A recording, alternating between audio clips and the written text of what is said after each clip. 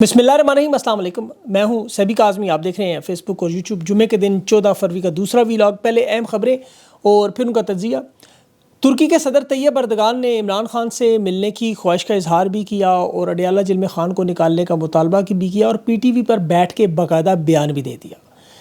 تحریک انصاف کا اسمبلیوں سے نکلنے کا فیصلہ، اسمبلی کے باہر 100 ممبران کی اسمبلی لگانے کا، خان سے مشاورت ہوگی اور پھر فیصلہ ہوگا۔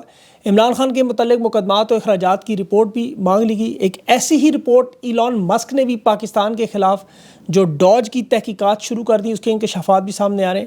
امریکہ سے اسٹیبلشمنٹ مال بچانے، کھال بچانے کی کوششوں میں نریندر مودی تک پہنچ گئی، اسے بھی رام کرنے کی بڑی بڑی وارداتیں سامنے آ رہی ہیں۔ آئی ایم ایف کی آج سپریم کورٹ ایسوسی ایشن سے ملاقات ہوئی، دلچسپ اعلامیہ، اور انٹرنیشنل جرنلسٹ کی صدر آج ڈی چو کے احتجاج میں پہنچ گئی، صحافیوں کی صدر جو ہیں۔ اور اس کے علاوہ ایک اور بڑے صحافی کو آج شکار ہونا پڑا حکومت کے جبر اور ظلم کا۔ جسٹس منصور علی شاہ کو بھی آج ٹرینر کے عہدے سے ہٹا دیا گیا اور جوڈیشل کمیشن کا اجلاس بھی طلب کیا گیا ہے۔ 8 نئی تعیناتیاں بھی ہیں اور اس کے علاوہ اپوزیشن کی کل ایک بہت بڑی کانفرنس، اس کی تیاریاں بھی، اور شیر افضل مروت اور حماد اظہر کے اہم معاملات۔ شیر افضل کے 3 نکاتی ایجنڈا کیا وجہ بنی اور خطرناک بیان بھی ان کے آ رہے ہیں۔ تفصیل سے ان خبروں کی بات کرتے ہیں۔ سب سے پہلے تحریک انصاف کی طرف سے آج جو پریس کانفرنس ہوئی، اس میں بیرسٹر گوہر جیسا نرم مزاج بندہ بھی بڑا کھل کے بول رہا تھا۔ صاحبزادہ حامد رضا نے اعلان کیا کہ اب ہم پارلیمنٹ سے باہر نکلنے کو تیار ہیں، یعنی اب دوسرے حل کی طرف تیار ہیں۔ ایک تو تگڑے ہو جائیں، ٹکرانے کے لیے آ رہے ہیں، لیکن تحریک انصاف کو جو اجلاس ہوا اس میں جو محمود اچکزئی نے انہیں صاف صاف کہا کہ حکومت کی ہم تو کسی کمیٹی میں نہیں بیٹھیں گے اور تحریک انصاف کو بھی تمام کمیٹیوں سے استعفیٰ دینا چاہیے۔ ان تمام ممبران کو حکومتی کمیٹیاں جب تک نہیں چھوڑیں گے اس وقت تک معاملہ حل نہیں ہوگا اور پارلیمنٹ کے باہر ایوان لگانا ہوگا۔ 100 کے قریب ان کے ممبران ہیں، اسد کیسر سپیکر بھی موجود ہیں۔ 100 ممبران کو بلا کے ہم اپنا پیرالل سسٹم یہاں ان کو دکھائیں گے کہ اصل نمائندہ جماعت ہمیں جعلی پارلیمنٹ تسلیم نہیں کی جائے گی، کیونکہ مینڈیٹ چوری ہوا اور یہ پیغام خان تک پہنچایا گیا۔ عمران خان اب اس پہ مشاورت کر کے انہیں بتائیں گے، کیونکہ اس وقت جمہوریت کے حالات تو یہ ہے کہ امریکہ تو تسلیم نہیں کر رہا، وہ کہہ رہے ہیں ملٹری اسٹیبلشمنٹ کی حکومت ہے۔ کانگریس جمہوریت کی بحالی کے لیے پاکستان کا ڈیموکریسی ایکٹ لگانے کی بات کر رہی ہے، ڈرافٹ تیار کر رہی ہے۔ کانگریس مین کھل کے بات کر رہے ہیں کہ جمہوریت پاکستان میں نہیں۔ طیب اردگان جسے لایا دورہ کرنے کے لیے پارلیمنٹ کے اندر، وہ کہہ رہا ہے کہ میری خواہش ہے عمران خان یہاں ہوتا تو میں اس سے مصافحہ کرتا، امید ہے وہ جلد ہمارے درمیان ہوں گے۔ کھلا پیغام دے کے جا رہے ہیں۔ اسے پتہ ہے ناجائز کیسز بنے ہیں، کیونکہ طیب اردگان خود بھی یہ بھگت چکا ہے۔ اور ڈونلڈ ٹرمپ کی حکومت آپ لے لیں، ان کے کانگریس مین لے لیں، مہاتیر محمد لے لیں، آپ دنیا کے جس مرضی ملک میں چلے، آسٹریلیا، کینیڈا، تمام یہ کہہ رہے ہیں جمہوریت نہیں ہے آپ کی، ناجائز فارم 47 کی حکومت ہے آپ کی، الیکشن میں دھاندلی ہے، اپوزیشن رہنما آپ کے جیلوں میں ہیں، آپ کے ملک میں اس وقت میڈیا آزاد نہیں ہے، پیکا آرڈیننس آپ نے لگایا ہوا ہے۔ انٹرنیشنل جرنلسٹ کی صدر ڈومنیکا وہ ڈی چوک میں کھڑی ہو کے صحافیوں کے ساتھ اظہار یکجہتی کر رہی ہے کہ آپ اس ظلم اور ناانصافی کے خلاف آواز اٹھائیں۔ زبیر علی خان کی آج نوکری سے برخاست کر دیا، اس کا رزق چھین لیا۔ یہ 8واں صحافی ہے ویسے، اس کے علاوہ جن کا رزق چھینا گیا، باقی جو شہید ہوئے، ملک چھوڑ کر گئے، جلا وطن، وہ ایک بڑی لمبی فہرست بن چکی ہے۔ جس طرح سیاسی رہنماؤں پر بھی ظلم و ستم کا سلسلہ ہے۔ حافظ آباد کے کل چودھری دیکھیں، وہ قمر گجر، وہ ہارٹ اٹیک سے جو حراست میں شہید ہونے والے، تحریک انصاف کے پہلے بھی 3 لوگ جو ہیں وہ 9 مئی کے حوالے سے حراست میں تھے۔ بزرگ رہنما اس وقت جیلوں میں ہے، کینسر کے مریض جو اس وقت آپ کو پتہ ہے بزرگ اس عمر میں جیل میں، اور یہاں آئی ایم ایف آ کے عدالتوں کے معائنے کر رہی ہو، تو پھر کون سی جمہوریت، کون سا آئین اور کون سا قانون؟ اور خان یہی بات انہیں سمجھاتا رہا اور اب تحریک انصاف سڑکوں پر نکلنے کے لیے تیار ہے۔ خان نے جو 2 خط لکھے وہ شاید انگریزی میں ہونے کی وجہ سے سمجھ نہیں آئے، تیسرا خط عمران خان نے اردو میں لکھا، اور اس کے بارے میں عمران خان پہلے کہہ چکے پڑھے لکھے نہیں ہیں، سیکھنے کی کوشش نہیں کرتے، اس لیے انہیں سکھانے کی خان کوشش کر رہا ہے۔ اردو میں اسی لیے تھا کہ ٹرانسلیشن نہ کرنی پڑے، کیونکہ جو اس وقت شور کر رہے ہیں ان کے پاس سے شعور میں سے وہ عین نکل چکا ہے، یاد رکھیں، کیونکہ عین عمران جیل میں ہے تو پیچھے شعور ہی رہ گیا اب صرف۔ تو شعور کے لیے انہیں خط میں خان سمجھانے کی کوشش کر رہا ہے۔ یہ چونکہ سوشل میڈیا پر خط ہے، اس لیے کہہ رہا ہے سوشل میڈیا ہم نہیں پڑھتے، تو وہ خط اب گھوم پھر کے پھر امریکہ کی طرف سے آنے کو تیار ہے۔ اور یہاں میں آپ کو اہم بات بتاؤں کہ پھر ادارے کو بچانے کے لیے مقدس گائے کی قربانی کے لیے بھی لوگ تیار ہیں، کیونکہ انفرادی اگر لگے ان کے اوپر پابندیاں یا پینشن ضبط ہو یا جیلوں میں جائیں تو وہ معاملہ انفرادی ہے۔ اگر جنرل فیاض جیل میں جا سکتا ہے تو اب تو یہ معاملہ ختم ہو گیا، کوئی مقدس گائے رہ گئے۔ اسی لیے عمران خان انہیں سمجھا رہا ہے بار بار۔ عمران خان نے D G S P R کو انتخابات میں دھاندلی کے بارے میں، پارلیمنٹ میں خرید و فروخت، عدلیہ کی تباہی، عوامی رائے پر قدغن، یہ جو کالے قانون لگا کے جو نامعلوم ہاتھ، جو پوری عالمی برادری سمیت پورے پاکستان کے بچے کو پتہ ہے کون ہے، عمران خان نے کہا غلط بیانی بند کر دیں، یہ سب کچھ آرمی چیف کی اجازت کے بغیر نہیں ہو سکتا۔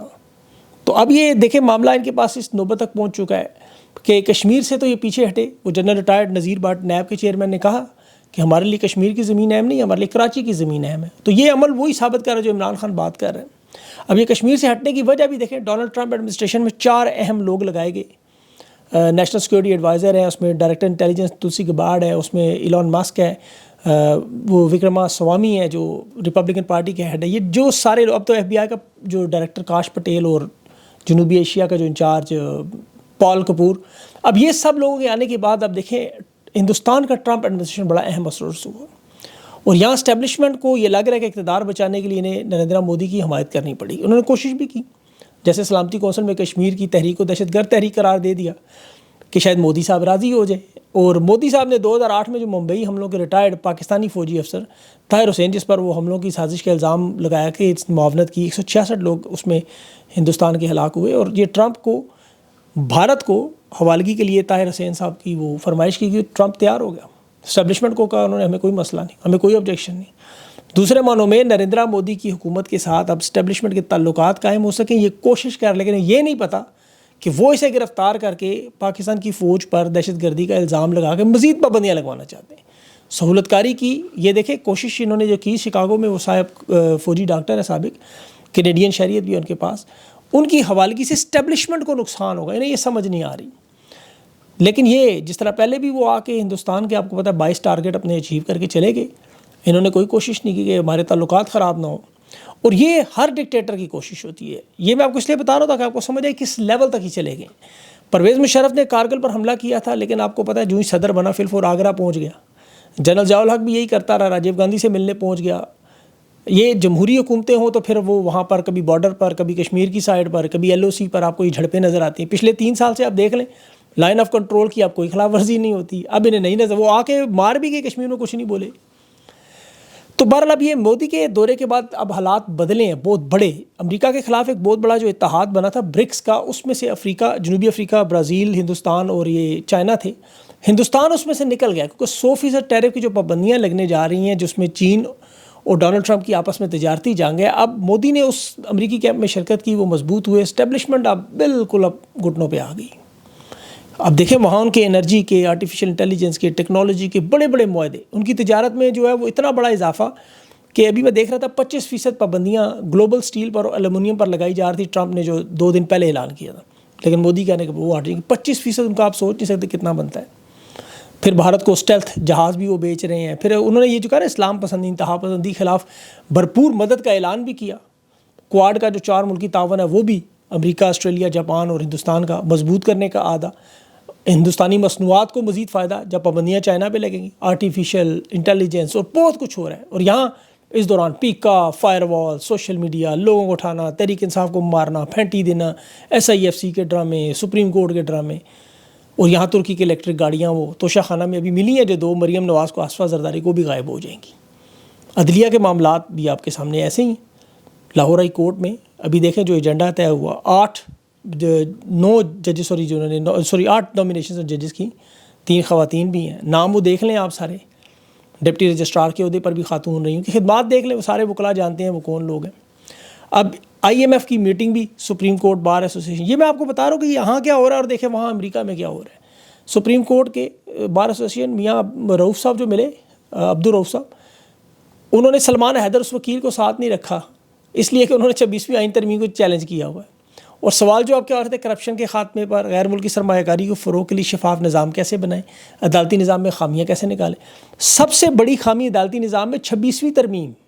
یحییٰ فریدی صاحب جس طرح high court, Peshawar high court, Lahore high court کو فتح کر رہے ہیں چوکیاں سمجھ کے، یہ جو جج لائے جا رہے ہیں. اچھا ججز میں ایک آپ کو بات بتا دوں، سپریم کورٹ میں جو 5 جج آئے ہیں، ان کی وکلا کہہ رہے ہیں یہ ٹھیک ہے، ان کے کیریکٹر، ان کی جو ججمنٹس اور ان کے کام ہے وہ ٹھیک ہے، یہ ایماندار لوگ ہیں. اگر کل کو آئین کے ساتھ کھڑا ہونا پڑا تو یہ منصور علی شاہ علی سائڈ پہ کھڑے ہوں گے. یہ ان کے بارے میں وکلا کہہ رہے ہیں سارے.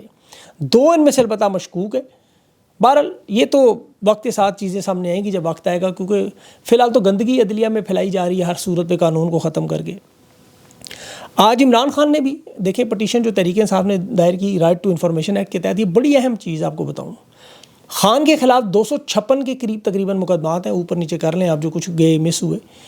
سرکاری خزانے سے اس میں کتنا خرچ ہوا، پرائیویٹ وکیل، سرکاری وکیل، اسلام آباد سمیت پنجاب کے ادارے جس میں الیکشن کمیشن، وزارت داخلہ، وزارت قانون، ایف آئی اے، نیب، پولیس، اسلام آباد آئی جی، یہ سارے ملا کے، پھر پنجاب میں بھی یہی آئی جی جیل خانہ جات، پنجاب کے سارے قانون، یہ سارے جتنے بھی معاملات ہیں، اس کا خرچہ آپ دیکھیں کہ عدالتی عملہ، ان کے سپرنٹینڈنٹ، ججز کو فیسیں، ٹریول الاؤنس سارے ملا کے سارا حساب کتاب کریں تو یہ تقریباً 22 ارب سے زیادہ بن رہا ہے۔ اس کی وجہ کیا ہے؟ محتاط اندازہ ہے کہ وہ فگرز تو ابھی سامنے نہیں آئی، ابھی حکومت نے جاری نہیں کی، لیکن اگر آپ یہ ماضی میں صرف آصف زرداری نے جو کیسز نواز شریف پہ بنائے، یا نواز شریف نے جو آصف زرداری پہ بنائے نیب کے 1999 سے 2019 تک یا 2022 تک چلے جائیں آپ، جس پہ کلین چٹ دے کے سب ختم کیے گئے، وہ 22 ارب سے زیادہ کا خرچہ اس پہ ہو چکا ہے۔ تو یہ مقامی عدالتوں میں لڑتے رہے، جہاں پہ آپ کو پتہ ہے کوئی ہائی پروفائل کیسز خان کی طرح نہیں تھے اڈیالہ جیل میں، جس طرح وہ سماعت ہو رہی ہے، اسپیشل جج بھیجے جا رہے ہیں، سپریم کورٹ میں کیسز لگا رہے ہیں۔ ایک کیس خان کا جو نیب کی ترمیم کا جو قاضی فائز کی عدالت میں تھا، اس میں وکیل نے خود یہ تسلیم کیا تھا کہ میں 4 کروڑ روپیہ فیس لے رہا ہوں اس نیب ترمیم کے خلاف جو کیس تھا۔ تو یہ حالات ہیں، اس میں اتنا پیسہ، اور پھر یہ 120 ارب ڈالر عمران خان کی حکومت گرانے کے بعد لگ چکا ہے۔ اب تحریک انصاف کے تو جو پارٹی کے وکلا ہیں وہ فیس تو نہیں لیتے، جو بیرسٹر سلمان صفدر ہیں جن کا تحریک انصاف سے تعلق نہیں، وہ البتہ کروڑوں میں فیس لیتے ہیں۔ اب یہ اتنا بڑا نقصان اور کھلواڑ صرف اور صرف اس لیے خان کو توڑ لیا جائے تو اس کی کیا پرفارمنس نظر ہے؟ کچھ بھی نہیں۔ اب تحریک انصاف کے پاس دیکھیں آپشنز میں سب سے جو اہم معاملہ ہے وہ ہوگا پنجاب، خان کی جو رہائی، نظام کی تبدیلی، اور جو انٹرنیشنل پریشر آ رہا ہے جو عوام یہاں سے کر کے دکھائے گی، وہ صرف پنجاب کا معاملہ۔ جب تک یہ پنجاب نہیں اٹھے گا، جس کی مرکزی قیادت جو ہے وہ اس وقت حماد اظہر صاحب کے پاس ہے، نشانہ وہی بنے گی جب تک مرکزی قیادت ان کے پاس ہے، تنقید انہیں پر ہی ہوگی، چاہے وہ برائے نام عہدہ ہو۔ اب اس تحریک کا فوکس، کیونکہ سب جانتے ہیں کہ پنجاب جاگے گا تو یہ پاکستان جاگے گا، اور پنجاب تب جاگے جب قیادت جاگے گی۔ قیادت اگر مایوس کن کردار ادا کرے گی تو کچھ بھی نہیں ہو سکتا پنجاب میں۔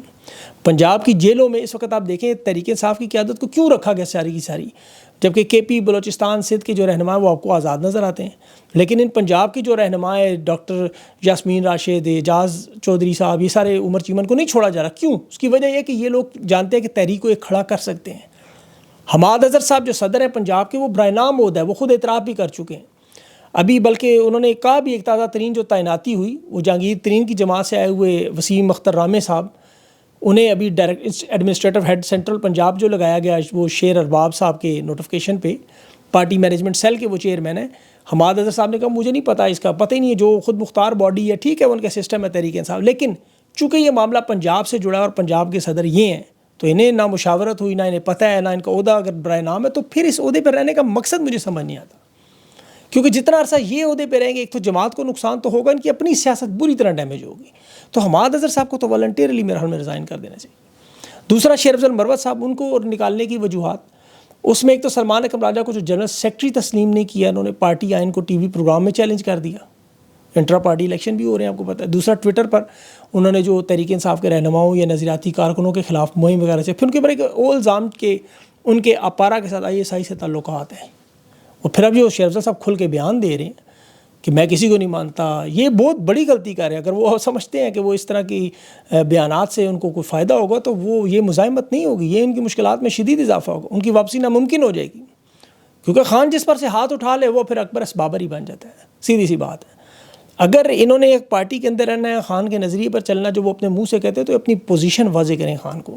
یہ اس طرح میڈیا میں بیانات دینے سے مستقبل میں میرا نہیں خیال کوئی چانس ملے گا، پھر ان کی سیاست مجھے ختم ہوتی نظر آ رہی ہے۔ تو انہیں سوچنا چاہیے، اگر یہ پارٹی کے ساتھ یا خان کے ساتھ جڑنا چاہتے ہیں تو اپنے طرز عمل کو ٹھیک کرنا ہوگا انہیں۔ پارٹی کا ڈسپلن تمام ان کے رہنما مانتے ہیں سب ہیں، لیکن اب جو معاملات ہیں وہ پنجاب سے اٹھنا سب سے اہم معاملہ ہوگا۔ پنجاب کی قیادت کو جھنجھوڑنا چاہیے، ان کو بار بار تاکہ اٹھانا چاہیے۔